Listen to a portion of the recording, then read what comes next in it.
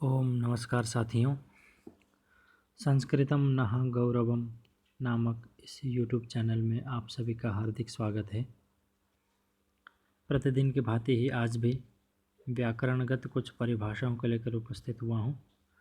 तो आज की परिभाषाएं प्रारंभ करते हैं। आज सर्वप्रथम परिभाषा है प्रगृह्य संज्ञा। तो इसका सूत्र है ईदुदे द्विवचनम प्रगृह्यम। ये प्रथम अध्याय प्रथम पाद 11वां सूत्र है हर कौमुदी संख्या 100। तो इसको देखते हैं क्या कहता है ये कि सूत्रार्थ द्विवचनस्य दीर्घ ईकारांतम दीर्घ ऊकारांतम तथा एकारांतम रूपम प्रगृह्य संज्ञकम भवति। ईत ऊत एत द्विवचनम प्रगृह्यम, ऐसा सूत्र कहता है कि ईत मतलब ईकारांत, ऊत मतलब उकारांत और एत मतलब एकारांत, जो द्विवचनांत जो शब्द है उनकी प्रगृह्य संज्ञा होती है। तो इसमें इसका उदाहरण हम देख सकते हैं। हरि शब्द है, इसका द्विवचन में प्रथमा द्विवचन में हरि, साधु का शब्द का प्रथमा द्विवचन में साधु, माला का द्विवचन में माले, ए हो गया, हरि ईकारांत शब्द हो गया अंतिम में, साधु का साधु ये उकारांत शब्द हो गया और माले में एकारांत, इनकी प्रगृह्य संज्ञा हो जाएगी द्विवचन में।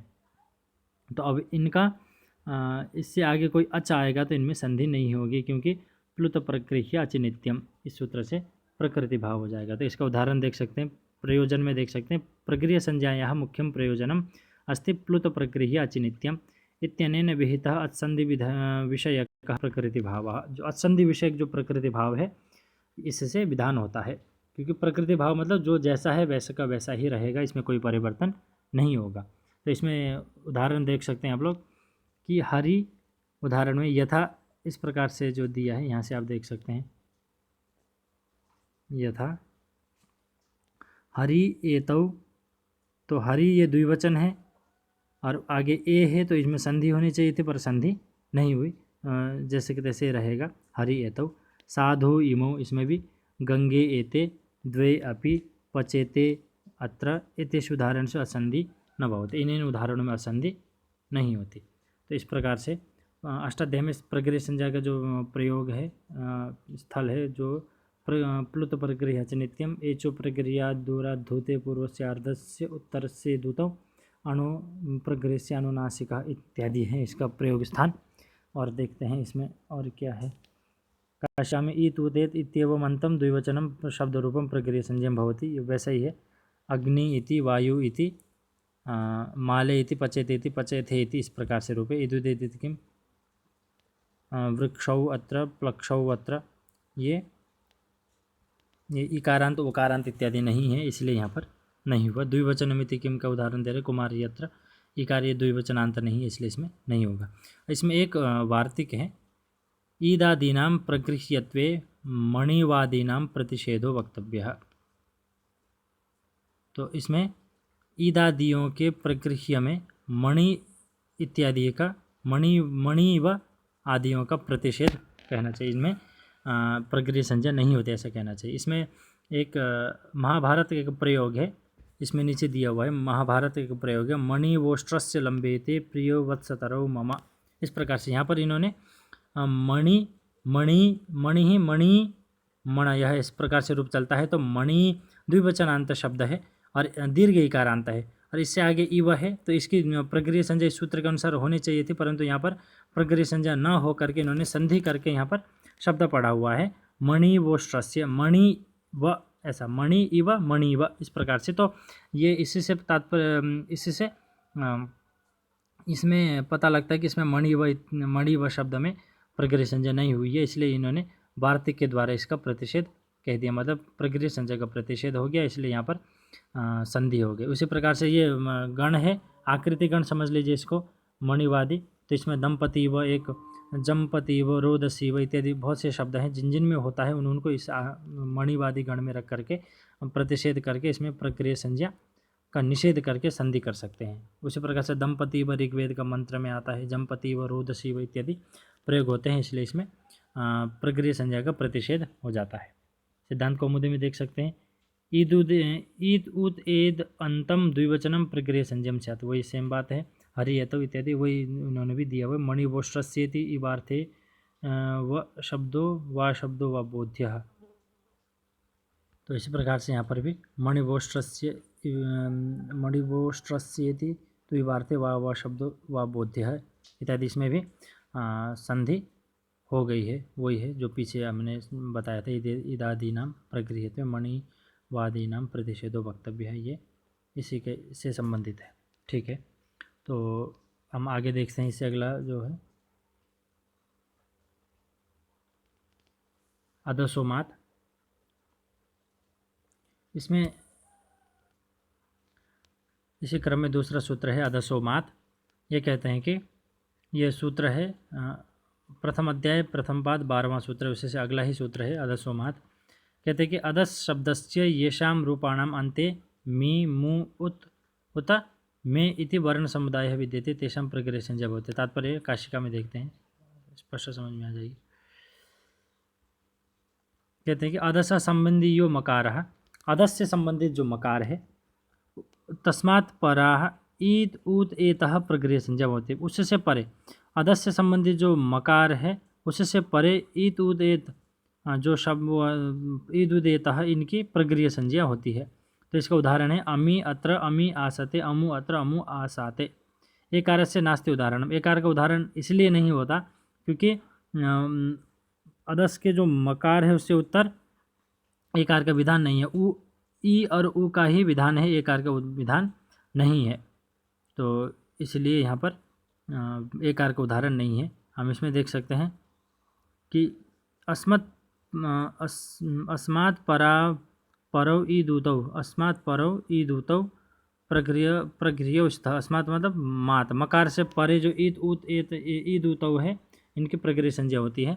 अमी ईशाह रामकृष्णा वमु आसाते मात इति किम अमुकेत्र। माद इति किम कहने के तात्पर्य यहाँ अमुकेत्र ये प्रत्य उदाहरण है इसका, क्योंकि मकार से उत्तर मात कहने से ही अमुकेत्र में यहाँ पर नहीं हुआ प्रक्रिया संज्ञा नहीं हुई, क्योंकि मकार से उत्तर यहाँ पे एकार नहीं है। और यहाँ पर एक और बात ध्यान देने वाली है कि मात यह कहने से ही यह पता लगता है कि ऊपर से एकार की अनुवृत्ति यहाँ पर नहीं, क्योंकि मकार से उत्तर एकार का विधान ही नहीं है, इसलिए प्राप्त ही नहीं होगा। और जब मात ग्रहण नहीं करेंगे यहाँ पर, तब अमुकेत्र ऐसे शब्द में, क्योंकि अधस संबंधी ही है एकार है ये, और यहाँ पे मात ग्रहण नहीं करेंगे तो ककार से उत्तर एकार को भी प्रक्रिया संज्ञा हो जाएगी, तो अमुकेत्र में यहाँ पे संधि नहीं होगी। इसलिए मात ग्रहण किया है ताकि एकार अमुकेत्र में संधि हो जाए, प्रक्रिया संज्ञा न हो। इसलिए असत्य मात ग्रहण एकारोप्य अनुवर्तेत। ये बिना यदि मात का ग्रहण नहीं करते तो एकार का भी अनुवर्तन होता और यहाँ पर अमुकेत्र में भी संधि हो जाती। वही चीज़ है कि इसमें भी लघु सिद्धांत में उसी प्रकार से है। तो ये आपका अधसोमात है। वही अधस संबंधी जो मकार है उससे परे ई और उ और ए जो पीछे से अनुवृत्ति आ रही है, ईत उत और एत की, इनकी प्रक्रिया संज्ञा होती है। और ए से उत्तर इसलिए नहीं होते क्योंकि उसका वो संभव ही नहीं है, मकार से उत्तर एकार का विधान नहीं है। तो इससे अगला सूत्र देखते हैं। अगला सूत्र है शे।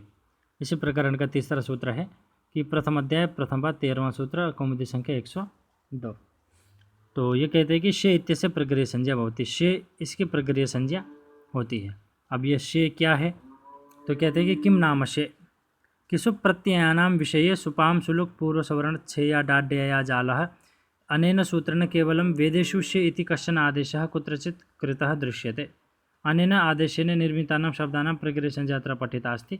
यथा अस्मत् शब्दस्य चतुर्थे बहुवचनस्य भ्यस् प्रत्ययस्य वैदिकरूपसिद्ध्यर्थं शे इति आदेशे कृते अस्मै इति रूपं सिद्ध्यते, अस्य प्रक्रिया संज्ञा विधीयते। वही है कि जो शे है शुभ प्रत्ययानाम, शुभ प्रत्ययों के विषय में सुपाम सुलुक सूत्र से शे ऐसा आदेश किया जाता है केवल वेदों में।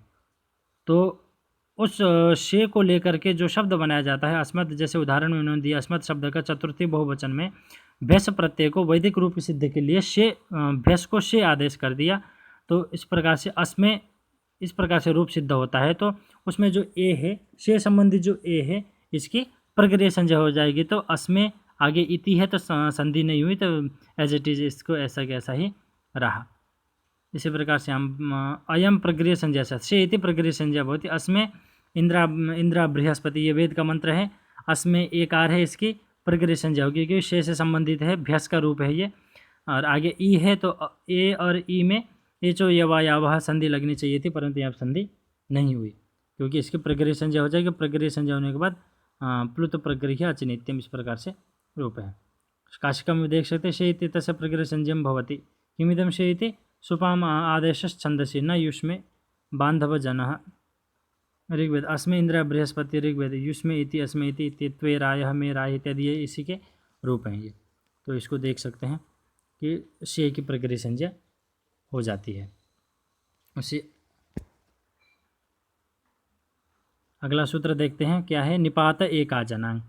निपात एकाजनांग, जो निपात है वो एक अच वाले जो निपात है उनकी प्रक्रिया संज्ञा होती है आंग को छोड़ करके। आंग भी एक अच वाला ही निपात है, इसलिए आंग को छोड़ करके अन्य जो एक अच वाले जो निपात हैं उनकी प्रक्रिया संज्ञा हो जाएगी। इसमें कहते हैं कि आंग इति वर्जयित्वा अन्य व्यंजन विरहिताः एकाचः निपाताः संज्ञा निपाताः प्रक्रिया संज्ञा भवन्ति। एकाच जो निपात है उनकी प्रक्रिया संज्ञा हो जाएगी। तो इनमें देख सकते हैं उदाहरण,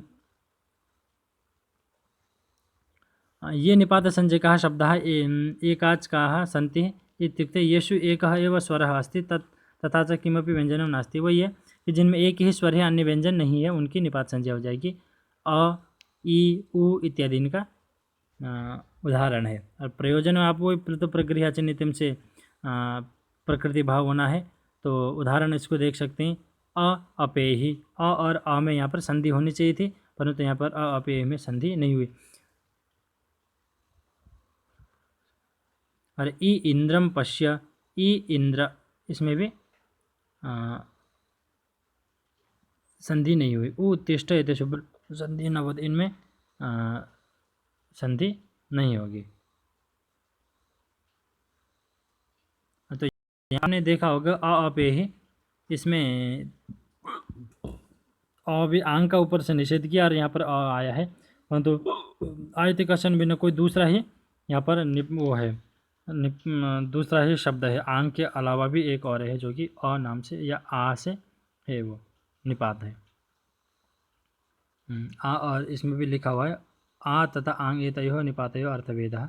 आ तथा आंग द्वयोः अपि निपातनयोः दृश्य रूपम आ इति समानरूपेण जायते, परंतु तयोः अर्थयोः मध्ये सूक्ष्म भेदः भवति विद्यते। अयं भेदः सिद्धान्तकौमुदी काशिकायां एकया कारिकया स्पष्टीकृता अस्ति। तो इतना देखने की आवश्यकता नहीं है, तो उसको छोड़ देते हैं।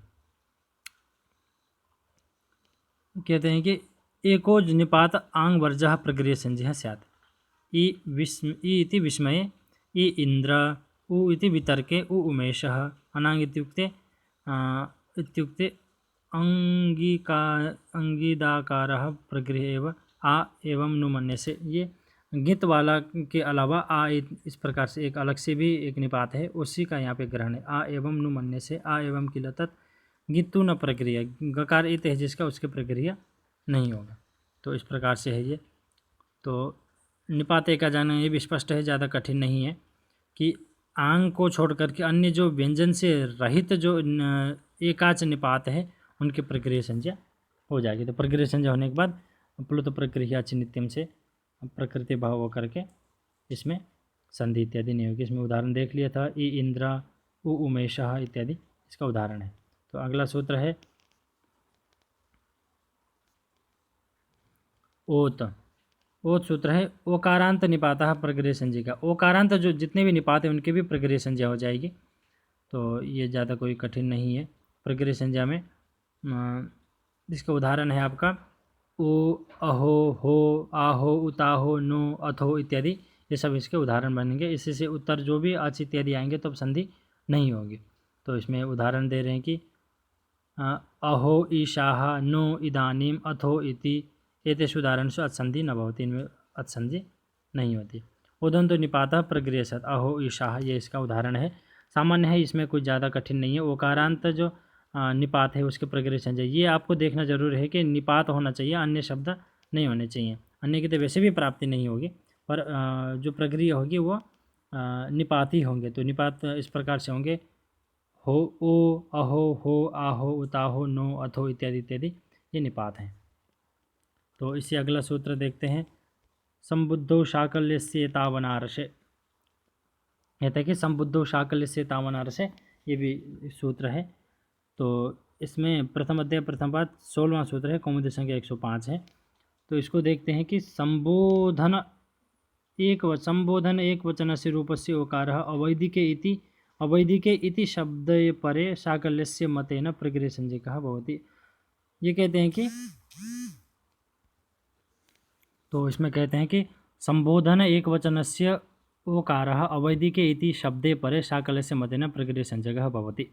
तो संबोधन में संबुद्धौ जो बोला है, इसलिए कहते हैं कि संबोधन में एक वचनस्य ओकारः अवैदिक इति, अवैदिक इति शब्द परे हो, मतलब वैदिक इति शब्द ना हो, अवैदिक इति शब्द परे हो, तो शाकल्य के मत में प्रक्रिया संज्ञा हो जाती है। तो इसका उदाहरण आप देख सकते हैं कि उकारांत शब्दानाम, इसको इस पर यहाँ पर है, मैं इंगित कर देता हूँ। उकारांत शब्दानाम संबोधन से एक वचन से रूपाणि ओकारांतानि सन्ति, यथा धेनो, साधो, भानो इत्यादि। ये रूप इसमें मिट गया थोड़ा सा इस कारण से। तो धेनो, साधो, भानो इत्यादि इसका रूप बनेंगे। यदि इति शब्द परे हो तो प्रगृह्य आचार्य के मत में, शाकल्य आचार्य के मत में इसकी प्रगृह्य संज्ञा हो जाती है। तो इसका रूप बनेगा भानो इति, धेनो इति, प्रकृति संज्ञा होने के बाद प्लुत प्रगृह्य च नित्यम से प्रकृति भाव होकर के भानो इति, धेनो इति, विष्णु इति इत्यादि रूप बनेंगे। इसमें एक चीज़ ध्यान देने वाली बात है, शाकल्य आचार्य का नाम यहाँ पे ग्रहण किया, यहाँ पे पूजार्थ है, परंतु पाणिनि आचार्य जो पाणिनि है वे चाहते हैं कि संबोधन में जो ओकार आएंगे, एक वचन में संबोधन में जब ओकार आएंगे उस वो विकल्प से हो, इसीलिए उन्होंने शाकल्य के यहाँ पर मत को ग्रहण किया है, ताकि विकल्प से रूप बने। तो इसका दो रूप बनेंगे, धेनो इति, धेनविति, साधो इति, साधविति इत्यादि रूप भी इसके बनेंगे, क्योंकि किसी अन्य, ये शाकल्य के आचार्य के मत में ये प्रक्रिया संज्ञा है। स्वयं पाणिनि प्रक्रिया मानते हैं ऐसा आवश्यक नहीं है, वो प्रक्रिया नहीं भी मानते हो तो इसके दो रूप बनेंगे, धेनो इति, धेनविति, साधो इति, साधविति इत्यादि रूप बनेंगे। और अनार्ष शब्द का प्रयोग इसलिए किया है क्योंकि इति शब्द यदि आर्ष में होगा तो वहाँ पर संधि भी हो सकती है, क्योंकि वहाँ पर प्रक्रिया संज्ञा नहीं होगी तो संधि हो जाएगी। तो इस प्रकार से हम देख सकते हैं इसमें सिद्धांत कौमुदी में, संबुद्धि निमित्तकः ओकारो व प्रगृह्यो अवैदिके इतो पारे, विष्णु इति विष्णविति, अनार्षितिकम ब्रह्मबंधु इति अब्रवीत, इसमें भी संधि हो गई। तो इत्यादि रूप विष्णविति इन्होंने यहाँ पे रूप दिया है, ताकि ये इसका तात्पर्य है कि ये विकल्प से है। अन्य आचार्य के मत में तो संधि हो जाती है, कहने में प्रगृह्य संज्ञा नहीं होती, और शाकल्य के आचार्य के मत में प्रगृह्य संज्ञा होती है, इसलिए संधि नहीं होगी। अगला सूत्र इसी प्रकरण का ऊयः, ये प्रथम अध्याय प्रथम 17वां सूत्र है और कौमुदी संख्या 106। तो इसका उदाहरण सूत्रार्थ देखते हैं। ऊय इति निपातः अवैदिके इति परे शब्दे परे शाकल्य से मतेन प्रगृह्य संज्ञकः। ऊय जो है ये अवैदिक इति के परे रहते शाकल्य के मत में प्रगृह्य संज्ञा इसकी हो जाती है। तो इसका उदाहरण हम देख सकते हैं। ऊयः इति, उ इति अस्मिन् प्रयोगे ओकार से विकल्पेन एव प्रगृह्य संज्ञा भवति, अतः विकल्प संज्ञा पक्षाभावे एको यणचेति यणदशम कृत्वा विति अयं प्रयोगः सिद्धः भवति। तो एक पक्ष में उ इति बनेगा, अगले दूसरे पक्ष में विति, क्योंकि शाकल्य आचार्य का जो ग्रहण किया है वो विकल्पार्थ है। विकल्पार्थ होने के कारण उ इति बनेगा एक पक्ष में विति बन जाएगा। जब शाकल्य का मत नहीं होगा तब विति बनेगा, शाकल्य के मत में उ इति इस प्रकार से रूप बनेगा। ऊय इतौ व प्रागोक्तम उ इति विति, ये दो प्रकार के यहाँ पे दिया हुआ है। शाकल्य से आचार शाकल्यस्य तावनार्षे इति वर्तते, ऊयः प्रगृह्य संज्ञा भवति, इतौ शाकल्य आचार्यस्य मतेन शाकल्यस्य इति विभाषार्थम उ इति विति 2 प्रकार के यहाँ पे रूप बनेंगे। ये ज़्यादा कठिन नहीं है, स्पष्ट है, इसलिए शीघ्रता कर रहा हूँ मैं, कोई समस्या नहीं है। अगला सूत्र है ऊ। इस प्रकार से सूत्र है, वैसे एक साथ देते हैं कई बार, या कई बार अलग अलग भी सूत्र दिखाई दिया जाता है। प्रथम अध्याय प्रथम पाद 18वां सूत्र है ये ऊ इति। ये भी उसी प्रकार से ऊय इति निपातस्य अवैधिक इति परे शाकलस्य मतेन प्रगृह्य ऊ आदेश विकल्पेन वचः। ये ऊ आदेश है, ये विकल्प से होता है। ऊ इति और दूसरा विति, इसमें भी उसी प्रकार से बनेगा। ऊ इति संधि निषेधः,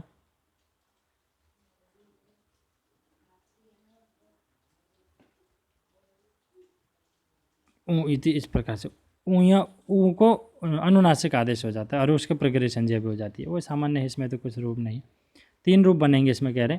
ऊय इति वर्तते, ऊय इत अनार्षे ऊ इत्ययम् आदेशो भवति दीर्घानुनासिकश्च शाकलस्य आचारस्य मतेन प्रगृह्य संज्ञकश्च शाकलग्रहणं विभाषार्थम इहाप्यनुवर्तते तेन 3 रूपाणि भवन्ति। ऊ इति विति और ऊ इति, ये 3 प्रकार के रूप बनेंगे। ये तीनों प्रकार के सही हैं, पेपर में पूछे जा सकते हैं। ये इन तीनों में से, ये तीनों येषु इनमें से कौन सा सही है, ऐसा पूछ सकते हैं। येषु किम रूपम शुद्धम, इस प्रकार से रूप पूछ सकते हैं। तो एक में दे देंगे ऊ इति, एक में दे देंगे विति, एक में दे देंगे ऊ इति, और येषु त्रयोपि, या ऊपर दिए हुए तीनों ही। तो आपको तीनों ही इससे इत्यादि में लगाना पड़ेगा, तीनों ही ठीक हैं रूप। तो इस प्रकार से ये यहाँ तक हो गया। और अगला है ईदुतौ च सप्तम्यर्थ है, एक और सूत्र है, इसको देख करके आज के वीडियो समाप्त करते हैं। इसको ईदुतौ च सप्तम्यर्थ है, ये सूत्र है प्रथम अध्याय प्रथम पद 19वां सूत्र है, हरकौमुदी संख्या 109। ये कहते हैं कि सप्तम्यर्थे प्रयुक्तः ईकारान्तः उकारान्तः प्रगृह्य संज्ञकः भवति। इसमें कहते हैं कि सप्तम्यर्थ में प्रयुक्त जो ईकारांत उकारांत जो शब्द हैं उनकी प्रगृह्य संज्ञा यहाँ पर हो जाती है। तो यहाँ पर सप्तम्यर्थ में ईकारांत उकारांत शब्द दीर्घ इकारांत उकारांत है इसे। तो इसमें इसका उदाहरण है सोमो गौरी अधिष्ठितः, ऐसा उदाहरण देते हैं इसमें। इसको देख लेते हैं। यथा वाक्य में सोमो गौरी अधिष्ठितः, ऋग्वेद का मंत्र है ये। वाक्य में गौरी इति शब्दः वस्तुतः सप्तम एकवचन से रूपम अस्ति, ये सप्तम एकवचन का रूप है, क्योंकि गौरी धन गी है। इस स्थिति में सुपांशु लोक से सुप का लुक हो जाता है, तो गौरी ऐसा ही रूप रहता है। और ये लोप होने पर भी इसमें सप्तमी का जो भाव है उसमें रहेगा, इसलिए सप्तम्यंत माना जाएगा। इसलिए यहाँ पर गौरी की प्रक्रिया संज्ञा हो जाएगी, इसलिए यहाँ पर अधिश्रित के साथ संधि नहीं होगी। तो इसी प्रकार से है ये।